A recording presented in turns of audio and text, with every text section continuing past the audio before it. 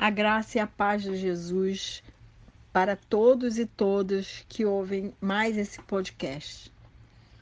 Eu quero compartilhar a palavra que está lá em Hebreus, capítulo 3, dos versículos 12 ao 19. Diz assim a palavra de Deus: Tenham cuidado, irmãos, para que nenhum de vós tenha um coração mau e descrente, que se afaste do Deus vivo. Pelo contrário, animem uns aos outros todos os dias durante o tempo que se chama hoje, a fim de que nenhum de vocês seja endurecido pelo engano do pecado, porque temos nos tornado participantes de Cristo, se de fato guardamos firme até o fim a confiança que desde o princípio tivemos. Como se diz: hoje, se ouvirem a sua voz, não endureçam o coração, como foi na rebelião. E quem foram os que ouviram e mesmo assim se rebelaram? Não foram todos os que saíram do Egito por meio de Moisés e contra quem Deus se indignou durante 40 anos? Não foi contra os que pecaram, cujos cadáveres caíram no deserto, e a quem jurou que não entrariam no seu descanso, senão os que foram desobedientes? Assim, vemos que não puderam entrar por causa da incredulidade. Só para contextualizar, vamos lembrar, né? Moisés, pela mão de Deus, né? Moisés sendo usado por Deus, trouxe os hebreus, Moisés tirou todos os hebreus da escravidão do Egito. E os planos de Deus era que aquele povo ficasse no deserto por 40 dias até chegar na Terra Prometida. Mas depois de todos os milagres que aquele povo viu Deus fazer, depois de todos os milagres, a ponto de verem o mar se abrir, eles começaram a duvidar e começaram a sentir saudade do tempo em que eles eram escravos no Egito. Sentir saudade da cebola, do melão. E aí eles levantaram a ira de Deus, eles provocaram a ira de Deus. E Deus, por causa da incredulidade deles, jurou que eles não iam entrar. E eles ficaram 40 anos no deserto. Em vez de ficarem 40 dias, ficaram 40 anos. Quem herdou a terra prometida foi a nova geração, foram os filhos. Então, queridos, essa carta aos Hebreus é uma carta que relembra esse episódio. E o tempo se chama hoje. E a incredulidade não é somente não crer, pois o diabo crê em Deus e ele treme diante de Deus. Incredulidade é não viver de maneira obediente a Deus. O apóstolo Paulo nos adverte sobre a cauterização da nossa mente, do nosso coração. Vivemos num tempo que é tão fácil termos o coração cauterizado pelo pecado, pois o mundanismo entrou na nossa igreja, nas nossas igrejas, de forma tão sutil, mas tão intensa, que ninguém mais prega sobre santidade e sobre cruz. Saber e crer não basta, tem que viver o que Deus nos manda viver.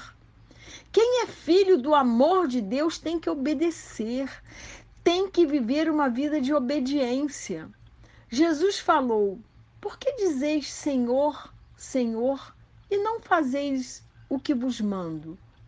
Deus não tem o pecador por inocente. O tempo é hoje, é urgente. Nós temos que abandonar o pecado hoje. Nós temos que quebrantar o nosso coração hoje.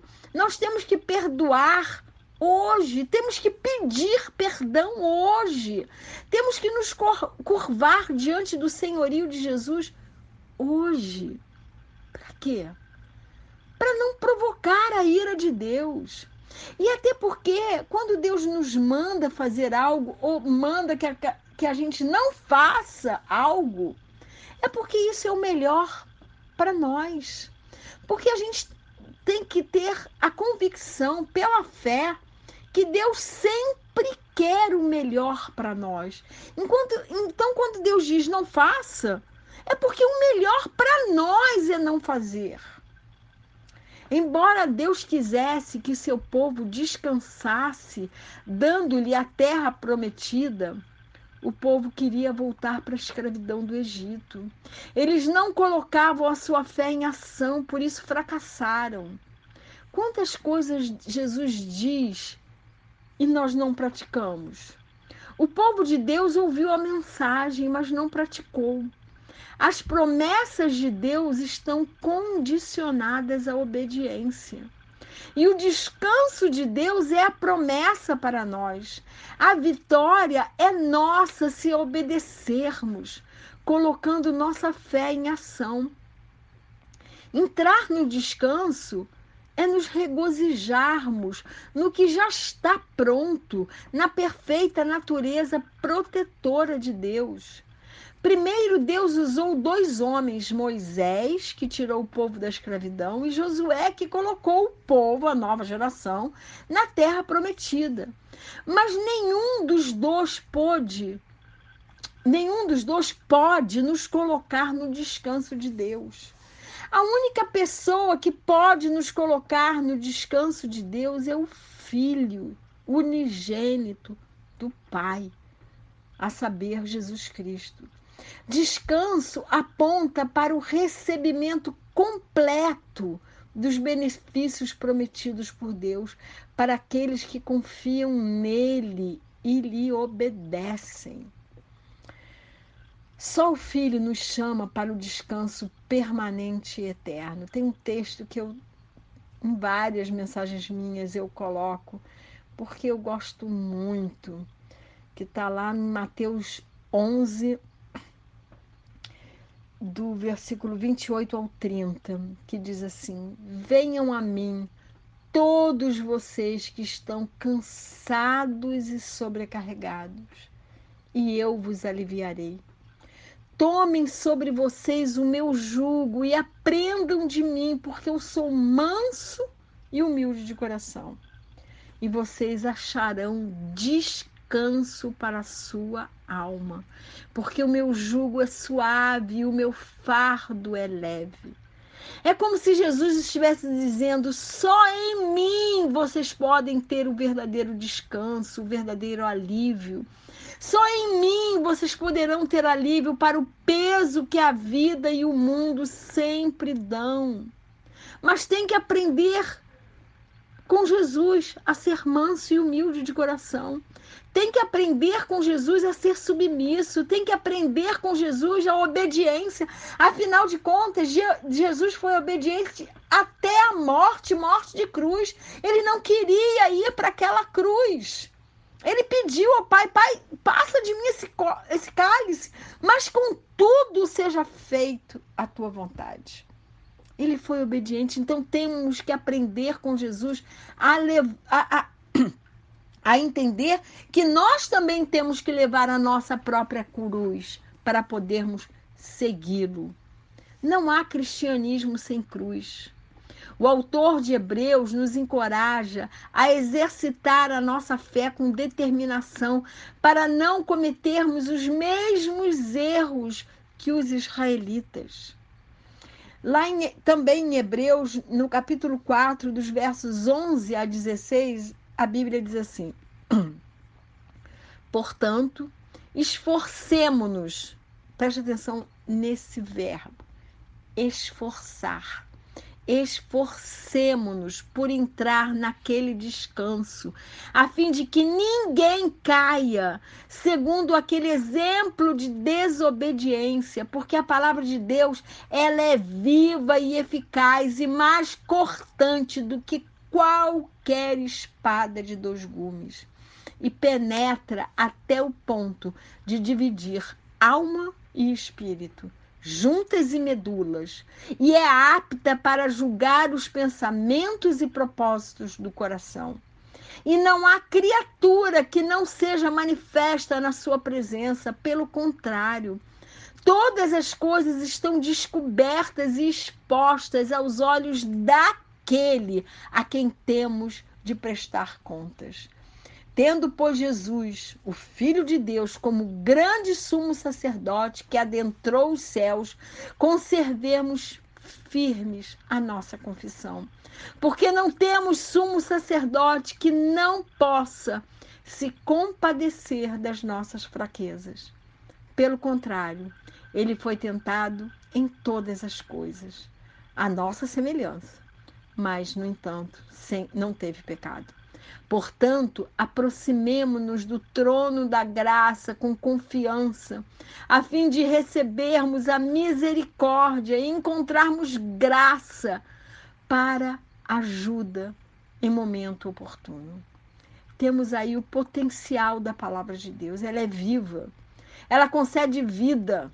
Ela é eficaz porque tem o poder de transformar quem a ouve, gerando fé, porque a fé vem pelo ouvir e o ouvir a palavra de Deus. A palavra de Deus tem dois gumes, porque primeiro ela corta quem a usa, mas depois corta aqueles que recebem através do seu ministério, através do contato com você. Essa palavra que eu estou falando para vocês, primeiro está me cortando, depois vai cortar vocês que estão escutando. Porque ela é cortante, ela traz luz à nossa vida e ao nosso inconsciente, revelando pecados ocultos. Ela é apta para discernir, ou seja, ela julga todos os valores, julga o que é pecado, julga o que é santo. No Antigo Testamento, o sumo sacerdote era o elo entre o homem e Deus.